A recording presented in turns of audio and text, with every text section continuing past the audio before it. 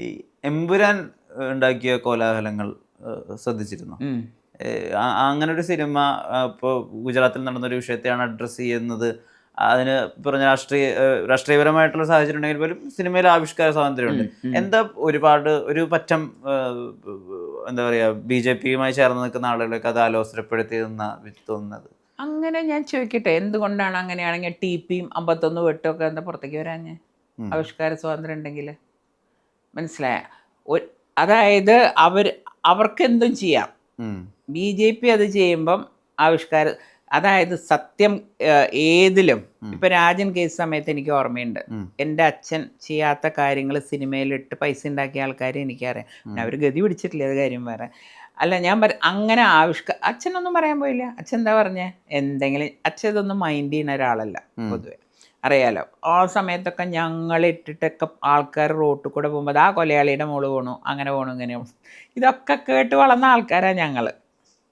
അതിൽ കൂടുതലൊന്നും സങ്കടം ആർക്കും, ഞാൻ പറഞ്ഞില്ലേ, എൻ്റെ കല്യാണം മാർച്ച് 25 ആണെങ്കിൽ അച്ഛൻ്റെ കേസിൻ്റെ വിധി വരുന്നത് മാർച്ച് 12. എല്ലാവരും പറഞ്ഞു കല്യാണത്തിന് അച്ഛൻ ഉണ്ടാവില്ല എന്ന്. രാജൻ സമയത്ത് ഒരു പെൺകുട്ടി, ഞാൻ എൻ്റെ സാരി പോലും എടുത്തിരുന്നില്ല, അറിയാം, അതുവരെ അച്ഛൻ്റെ വിധി വരുന്നവരെ. ഇതൊക്കെ ഏത് പെൺകുട്ടികൾ സഹിച്ചിട്ടുണ്ടാവും? എന്നോടാണ് എന്നെ അവർ ചീത്ത വിളിക്കുന്നത്. എനിക്കത് കേൾക്കുമ്പോൾ ഞാൻ ഇതിൽ കൂടെ കേട്ടാൽ അതിൽ കൂടെ കളഞ്ഞ്. അതിൽ കൂടുതൽ വേദന ആ പ്രായത്തിൽ അനുഭവിച്ചിട്ടുണ്ട് ഞങ്ങളൊക്കെ.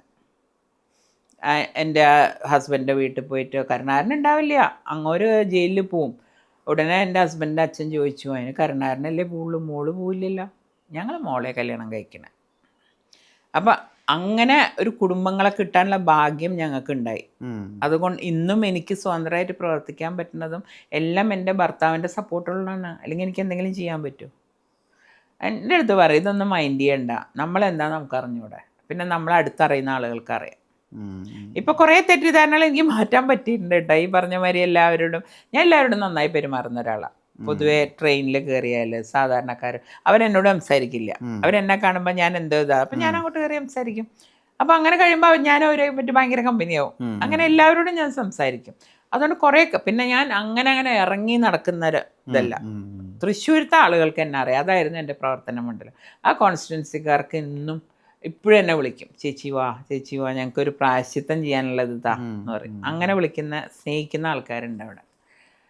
ഈ സിനിമയുടെ കാര്യം പറഞ്ഞപ്പോഴാണ്, ഇപ്പം പ്രജയിലെ ഒരു കഥാപാത്രം പത്മജ വേണുഗോപാലാണെന്ന് വ്യാപകമായിട്ടൊരു പ്രചാരണം ഉണ്ടാവുകയും പൊന്നമ്പാബുവിനോട് ഞാനിതിനെ ചോദിച്ചിട്ടുണ്ട്. അപ്പൊ പൊന്നമ്പാബു അന്ന് പേടിച്ചോണ്ട് ചേച്ചിയെ വിളിച്ചൊന്നും നമ്മളത് ഉദ്ദേശിച്ചിട്ടില്ല എന്ന് പറയുകയും, ചേച്ചി നീ ഒരു കഥാപാത്രം ചെയ്തൊന്നും വിശദീകരിക്കുന്നൊക്കെ ഉണ്ടായി. പക്ഷെ ഇപ്പോഴും ആളുകൾ അത് വിശ്വസിക്കുന്നുണ്ട്. ഞാൻ രഞ്ജി പണിക്കരോട് ഇത് ചോദിച്ചിട്ടുണ്ട്, പത്മജ വേണുഗോപാലിനെയാണോ ഉദ്ദേശിച്ചത് ഞാൻ ചോദിച്ചിട്ടുണ്ട്. അപ്പം പറഞ്ഞു അല്ല, നമ്മൾ അങ്ങനെ ഒരു രാഷ്ട്രീയ പാർട്ടിയിൽ ആരെയും ഉദ്ദേശിച്ചില്ല, അതൊരു കഥാപാത്രം മാത്രമാണ്. പക്ഷെ ഇപ്പോഴും ഈ പറഞ്ഞ സോക്കോൾഡ് സാധാരണക്കാരുടെ ഇടയിൽ അല്ലെങ്കിൽ സിനിമാ പ്രേമികളുടെ ഇടയിൽ ഇത് ലീഡറുടെ മക്കളെയാണ് ഉദ്ദേശിച്ചതെന്നൊരു ധാരണയുണ്ട്. പിന്നെ അതെനിക്കുണ്ട്, അതെനിക്ക് വ്യക്തമായിട്ട് കണ്ടറിഞ്ഞൂടെ. പക്ഷെ എഴുതിയ രഞ്ജി പണിക്കരാണെന്ന് എൻ്റെ ഏറ്റവും അടുത്ത സുഹൃത്ത്. അടുത്ത് കഴിഞ്ഞപ്പോൾ അദ്ദേഹത്തിന് വല്ലാത്ത കുറ്റബോധമായിരുന്നു എന്നെപ്പറ്റി. എന്താ പറയുക, എൻ്റെ ഏറ്റവും ഞാൻ പറഞ്ഞില്ലേ, ഞാൻ എന്തെങ്കിലും മനസ്സ് തുറന്ന് പറയുന്നൊരു സുഹൃത്താണെന്ന് എനിക്കിപ്പോൾ രഞ്ജി. അപ്പോൾ അതാണ് എൻ്റെ സന്തോഷം. എന്നെ ഇങ്ങനെ പറഞ്ഞ ആൾക്കാരെ എൻ്റെ ഏറ്റവും അടുത്ത ആൾക്കാരാക്കുക. എൻ്റെ ശരിക്കുള്ള സ്വഭാവം, ഞാൻ എന്ന വ്യക്തി എന്താണെന്ന് അവരെ മനസ്സിലാക്കി കൊടുക്കുക, അത് മാത്രമേ ഉള്ളൂ. അത് ഞാൻ ചെയ്യും. കാരണം എന്താണെന്ന് വെച്ചാൽ ഞാനതല്ല, പറഞ്ഞില്ലേ. അപ്പോൾ ഇതാ ഞാൻ പറഞ്ഞ ആ സിനിമ ഇറങ്ങിയ സമയത്ത് ഈ കാരണം കൊണ്ട് ആ സിനിമ കണ്ടിരുന്നു. ഞാൻ ആ സിനിമ കണ്ടിട്ടുണ്ട്. അതിൽ നല്ല പാട്ടുകളൊക്കെ ഉണ്ട്, അതുകൊണ്ട് അതൊക്കെ കണ്ടിട്ടുണ്ട്. ഒരു തരത്തിൽ അത് അവസരപ്പെടുത്തിയില്ല.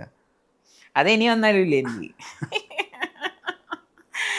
അല്ല, നമ്മളൊരാൾ എന്ത് നമ്മളെ പറ്റി പറയുന്ന വെച്ചാൽ നമുക്ക് ജീവിക്കാൻ പറ്റുമോ?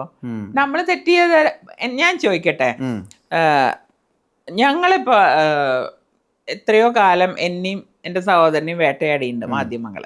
ഒരു കാലത്ത് തന്നെയായിരുന്നു. ഞങ്ങൾക്ക് ഇതുവരെ കുറ്റപത്രമോ ഒന്നും ഞങ്ങൾക്ക് കിട്ടിയിട്ടില്ല. കാരണം എന്തായാലും ഒരു സത്യമില്ല എന്നറിയാലോ എല്ലാവർക്കും. പറയാൻ വേണ്ടി പറയാന്നല്ലാണ്ട് ഞങ്ങൾക്കെതിരെ ഒരു കുറ്റപത്രം ഇതാക്കി ഒരു ദിവസം ഒന്ന് പോലീസ് സ്റ്റേഷനിൽ കൊണ്ടിരുത്താനോ പറ്റിയിട്ടില്ലല്ലോ. എൻ്റെ അച്ഛനെ പറ്റിയിട്ടുണ്ടോ? എൻ്റെ അച്ഛൻ ഒരു ദിവസമെങ്കിലും ഇതിൻ്റെ പേരിൽ ജയിലിൽ എവിടെയെങ്കിലും പോയിട്ടുണ്ടോ? എന്താ കാരണം? അച്ഛൻ ചെയ്തിട്ടില്ല. ഈ സഹോദരൻ മുരളീധരൻ അന്ന് വിജയിച്ചിരുന്നെങ്കിൽ ഇന്ന് മുഖ്യമന്ത്രി കാൻഡിഡേറ്റ് ആവാൻ സാധ്യത ഉണ്ടാവുമെന്നൊരു തിയറി ഉണ്ട്. അതിൽ വിശ്വസിക്കുന്നുണ്ട്. അദ്ദേഹത്തിന് അതിനുള്ള കഴിവുണ്ട്. ഉള്ളമാതിരി ഞങ്ങൾ സഹോദരൻ തല്ലൂടും പിടിക്കുകയൊക്കെ ചെയ്യും, പക്ഷെ കഴിവെന്ന് അംഗീകരിക്കണ്ടേ. അദ്ദേഹത്തിന് അതിനുള്ള കഴിവൊക്കെ ഉണ്ട്. പക്ഷെ അദ്ദേഹത്തിന് ആ കഴിവിൻ പുറത്തേക്ക് വരാൻ ഇവരാരും സമ്മതിക്കില്ല. അദ്ദേഹം അങ്ങനെ തന്നെ ഇരിക്കേണ്ടി വരും. അന്ന് പറഞ്ഞപ്പോൾ ഷാഫി പറമ്പിൽ വർഗീയത ഉപയോഗിക്കുന്നു എന്നൊരു സ്റ്റേറ്റ്മെന്റ് കൂടി പറഞ്ഞിരുന്നു. അതിന്റെ അടിസ്ഥാനം എന്താണ്? വർഗീയത ഉള്ളതുകൊണ്ട്. അതായത് ശരിക്കും മുരളിയേട്ടൻ വടകര മത്സരിച്ചാൽ മതിയായിരുന്നു. മുരളിയേട്ടൻ ഇദ്ദേഹത്തിന്റെ അത്ര വോട്ടിന് ജയിക്കില്ല, ഒരു പകുതി വോട്ടിനെങ്കിലും മുരളിയേട്ടൻ ജയിച്ചേനെന്ന് വിശ്വസിക്കുന്ന ഒരാളാണ് ഞാൻ. പക്ഷെ അവിടെ വല്ലാത്ത വർഗീയത, അതിൽ കൂടെയാണ് ഇപ്പോൾ ഈ വർഗീയത വല്ലാണ്ട് കൂടിയത്. ശരിക്കും പറയുകയാണെങ്കിൽ കഴിഞ്ഞ പാർലമെൻറ്റിൽ ഈ വടകര ഉണ്ടായിട്ടുള്ള ഈ വർഗീയമായിട്ടുള്ള അതാണ് ഈ ഇത്രയും പ്രശ്നങ്ങൾ ഇപ്പോൾ ഈ തുടങ്ങാൻ കാരണം, ജാതിയുടെ പറയലും. കാരണം ഞാനൊക്കെ വളർന്നൊരു സാഹചര്യം എന്ന് പറഞ്ഞാൽ ഞങ്ങൾ ഈ വർഗീയതയൊന്നും കണ്ടു വളർന്ന ആൾക്കാരല്ല. എൻ്റെ അച്ഛൻ എല്ലാത്തിലും സുഹൃത്തുക്കളായിരുന്നു. എന്നാൽ അച്ഛൻ നല്ലൊരു ഹിന്ദു ആയിരുന്നു.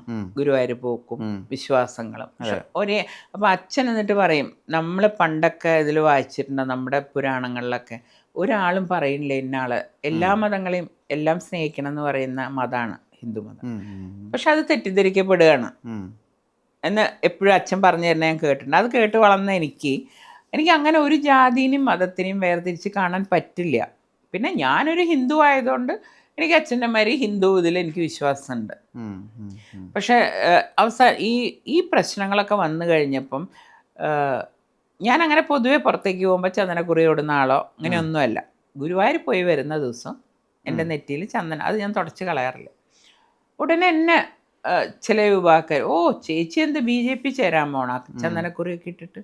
ഞാൻ പറഞ്ഞു ഇതെൻ്റെ സ്വാതന്ത്ര്യമാണ്. ഞാൻ അന്നൊക്കെ 1-ാം തീയതി ഗുരുവായൂർ പോയിരുന്നു. ഞാൻ പറയും എനിക്ക് വരുമ്പം ഞാൻ കയ്യിൽ കിട്ടിയൊക്കെ വാരി നെറ്റിത്തേക്ക്. അപ്പോൾ ഇത് കാണുമ്പോൾ ഇവർക്ക് ഭയങ്കര അപ്പോൾ ഞാൻ ഇവരല്ലേ ജാതി മതവും പറയണത്, എനിക്കതില്ല. പിന്നെ പൊതുവേ ഞാൻ പറഞ്ഞില്ലേ, അങ്ങനെ അത് തൊട്ടാലേ ഞാൻ ഹിന്ദു ആവുള്ളൂ എന്ന് വിശ്വസിക്കുന്ന ആളല്ല ഞാൻ. നമുക്ക് നമ്മുടെ വിശ്വാസങ്ങളുണ്ട്. എനിക്ക് അടിയുറച്ച വിശ്വാസമുണ്ട് ഞാനൊരു ഹിന്ദു ആണെന്നുള്ളത്. അതിന് ഞാൻ പ്രാർത്ഥിക്കും, അമ്പലത്തിൽ പോവുകയൊക്കെ ചെയ്യും. പക്ഷെ ഇതൊന്നും ആരോടും പറയാറുമില്ല, ആരെയും കാണിക്കാറുമില്ല. അച്ഛൻ്റെ ഗുരുവായൂർ ഭക്തി വളരെ പ്രസിദ്ധ. അത് ഞങ്ങളുടെ കുടുംബത്തിൽ എല്ലാവർക്കും ഉണ്ട്. ചേട്ടനും ഉണ്ട്. അച്ഛൻ്റെ ആ ഭക്തി ഞങ്ങൾക്കും കിട്ടിയിട്ടുണ്ട്. ഈ ഇപ്പം BJPയുടെ ഒരു കുതിച്ചുചാട്ടം എന്നുള്ള രീതിയിൽ ഉപമിച്ചത് വന്ദേ ഭാരതും കോൺഗ്രസിന്റെ തകർച്ച എന്നുള്ള രീതിയിൽ പറഞ്ഞത് കൽക്കര വണ്ടിയുമായിരുന്നു. അപ്പം അങ്ങനെ ഇപ്പൊ മെറ്റീരിയലിസ്റ്റിക് ആയിട്ട് അങ്ങനത്തെ ഇപ്പൊ ഒരു പാലം പണിയ അല്ലെങ്കിൽ റോഡ് പണിയ എന്നൊക്കെ അഡ്രസ് ചെയ്യപ്പെടുമ്പോഴും BJPയിൽ ആരോപിക്കപ്പെടുന്ന ഈ തീവ്ര ഹിന്ദുയിസം അല്ലെങ്കിൽ വർഗീയത അതിനെ ഇപ്പോഴും കേരളത്തിൽ കൃത്യമായിട്ട് അഡ്രസ് ചെയ്യുകയോ അല്ലെങ്കിൽ BJPയുടെ ഈ പറഞ്ഞ വോട്ട് ഷെയർ കൂടുമെങ്കിലും ഒരു മണ്ഡലത്തിലൊരു വിജയം ഉണ്ടല്ലോ, ഇപ്പൊ സുരേഷ് ഗോപി തൃശ്ശൂർ ചെയ്തതുപോലെയോ അങ്ങനെ ഇനി പറഞ്ഞ് വരാനുള്ള നിയമസഭാ തെരഞ്ഞെടുപ്പിൽ സാധിക്കുമെന്നാണ് ചേച്ചി വിചാരിക്കുന്നത്? തീർച്ചയായിട്ടും ഒരു ദിവസം കൊണ്ട് അധികാരത്തിൽ വരിക എന്നല്ല ഞാൻ ഉദ്ദേശിക്കുന്നത്. പക്ഷെ ഇപ്രാവശ്യം നല്ല അധികം സീറ്റുകൾ BJPക്ക് കിട്ടും, അത് ഉറപ്പാണ് എനിക്ക്. കാരണം നമ്മളൊരു ഇത് പഠിച്ചാൽ നമുക്കത് മനസ്സിലാവും.